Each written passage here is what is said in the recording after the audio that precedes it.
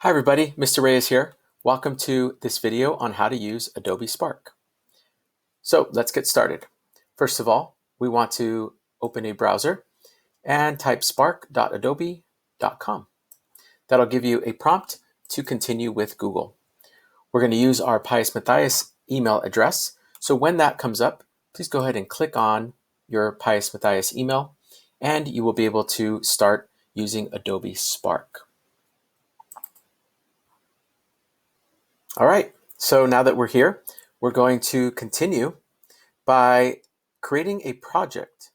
And we can actually click Create a Project here and have options, or we can look down here at the bottom of your screen and you'll notice that you have several options you can choose. We're actually going to pick our slideshow option right here. So let's go ahead and click on that. And you'll notice in a moment the template that will come up will first of all give you an opportunity to write the title. We're going to type how to use Spark for this video example. All right, let's get started. Now we're going to start from scratch. You'll see the option here. That's going to start you with the blank template.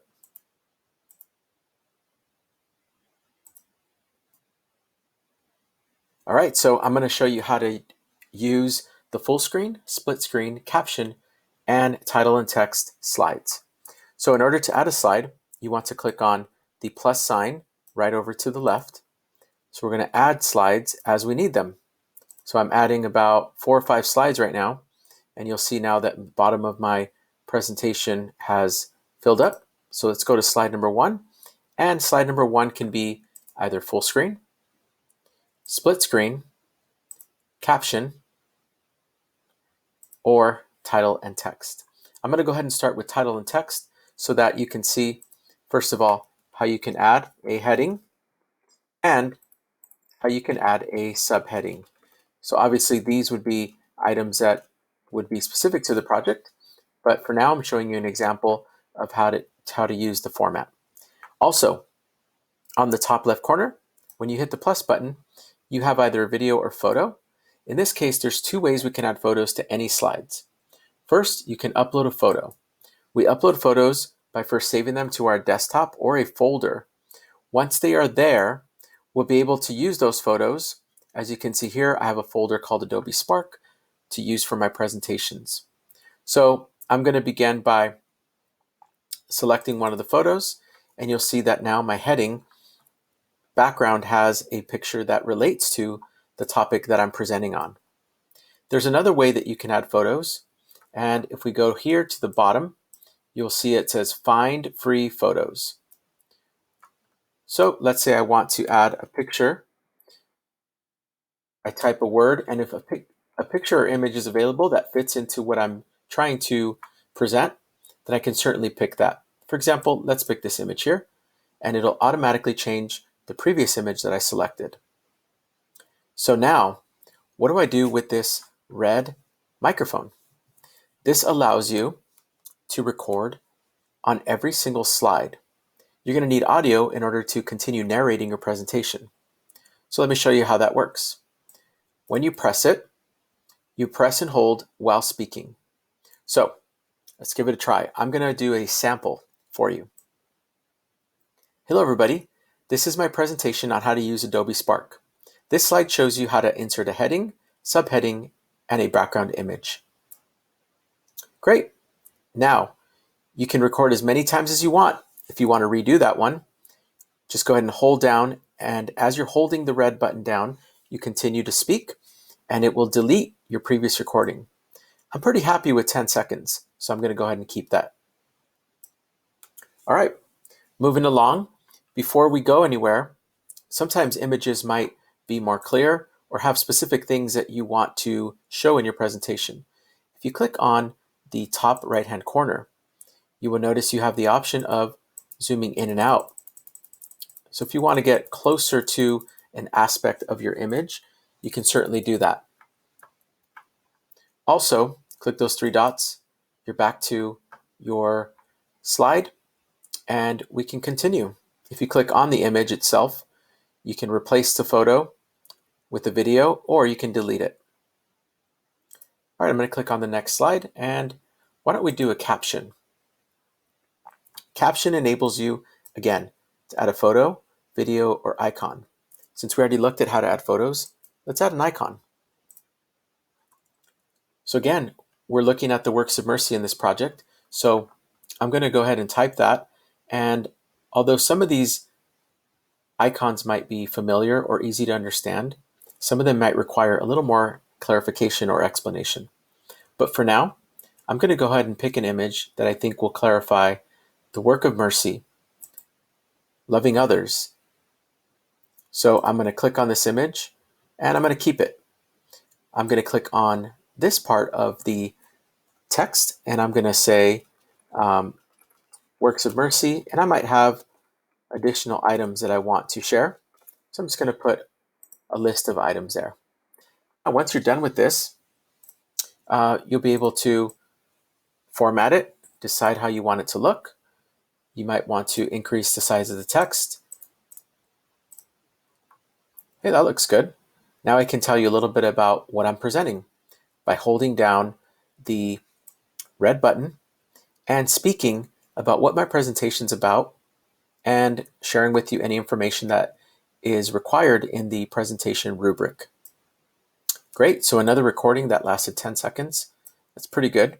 We don't want to speak too much, but we do want to emphasize and highlight things that are important and valuable without simply reading what's on the slide. Great, so we've done a title and text, caption, and now we can try a split screen. Once we do split screen, you'll see there's a few different things happening with the options that we have.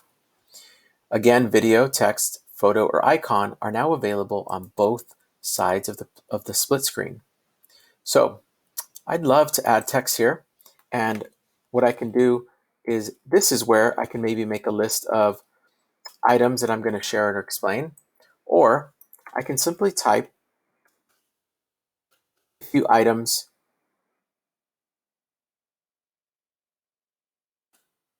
as I speak. So something for people to read while you record and while they hear you explaining what this slide's about. So let's go ahead and click on this side. Now, I've already added text, so I have to decide between a photo or an icon. I'm going to go to a photo, and although the photos that they provide me here are pretty nice, I'm going to go back and I'm going to upload a photo from my library. The reason I saved these photos is because I found them to be very helpful in explaining the works of mercy. For example, counsel.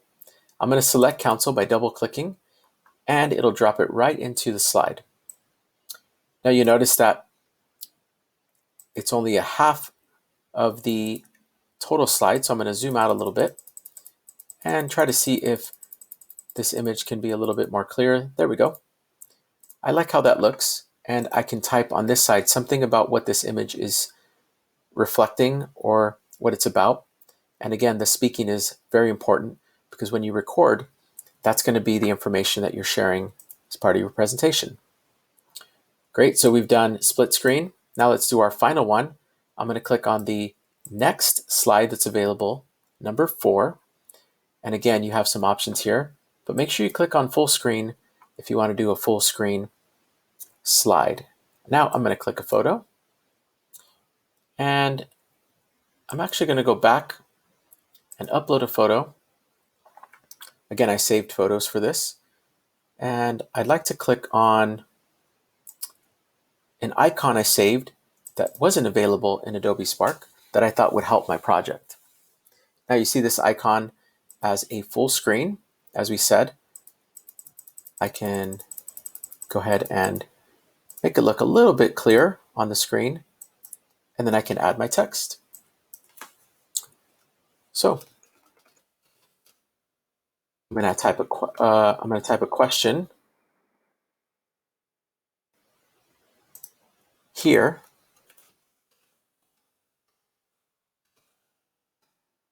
I might address in my presentation.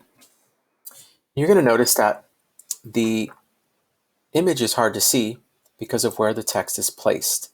So notice I can move the text if I hold down, and now this text will be a little bit lower. And if I click on the image, I can even zoom out a little bit more. And I can make the text a little bit smaller. And there you go. That looks a lot better. I can see the icon and I can see my text. All it takes is using the tools on the top right-hand corner to zoom in or out and dragging the text either to the top, bottom, or center of the page. All right, so we've learned how to use all 4 of our presentation slides: title and text, caption, split screen, and full screen. So let's look at what else we need to do in order to complete our project. Many of these slides you will repeat, meaning you might use several full screen, several split screen, depending on what you are doing in the project. So you need to decide when to have a title and text, a caption, and any of the other slides available. You also get to change your theme. For example, if I want a different color, style, and I want the images to move, then I would apply a theme that works for my presentation. So let's take a look at what we have so far. We can do so by clicking the play button on the bottom left-hand corner. Hello everybody, this is my presentation on how to use Adobe Spark. This slide shows you how to insert a heading, subheading, and a background image. Red button, and speaking about what my presentation is about and sharing with you any information that is required in the presentation rubric. All right, so you notice I didn't say anything on this slide or this slide either. So if I'm reviewing my work, I can go back and I can record information. I can go back and record information on those slides. I want to click on the top right-hand corner. Once that's closed, I can go back and I can say, oh no, there wasn't anything on this particular slide. Let me talk a little bit about the information I want. And then when you're done with your presentation, you have credits where you include some items that are required in your rubric and project. For example, any citations, also your period number, class, and maybe your teacher's name. But you want to also include your name as a creator. Great, so after we've reviewed our presentation on Adobe Spark and we've decided on the best theme, we don't need to resize. We want to keep that at widescreen. But if you noticed, there was background music. So was the music maybe a little bit too loud for what I was saying and speaking about? Is the music maybe not the right tone or style for what I'm saying? There's 2 ways we can adjust that. First of all, you have the option of turning music off, but we're going to leave it on for this project. I'm going to lower the volume a bit, and I'm also going to scroll to something a little bit more light. This is under the warm settings. I'm going to click something called Sweet Arrival, and I think that might sound a little bit better for what I'm saying and talking about. Again, let's quickly take a listen. Hello everybody, this is my presentation on how to use Adobe Spark. This slide shows you how to insert a heading, subheading, and a background image. Red button, and speaking about what my presentation is about. Great, so you can see that the music sounds a lot different, a little bit easier for the quality of my voice, and the style of the song is a little bit more appropriate for what we're talking about. So you get to make all these decisions and create your project, and we'll actually be sharing some samples for you so you can see what the outcomes look like. For now, please go ahead and try some of these features on your own, and when you're ready to start your final project, you'll go ahead and go back to your home page and create a project, and you get to choose again a video. All right, thanks for watching. Those are some of the great features that are going to help us make an Adobe Spark video.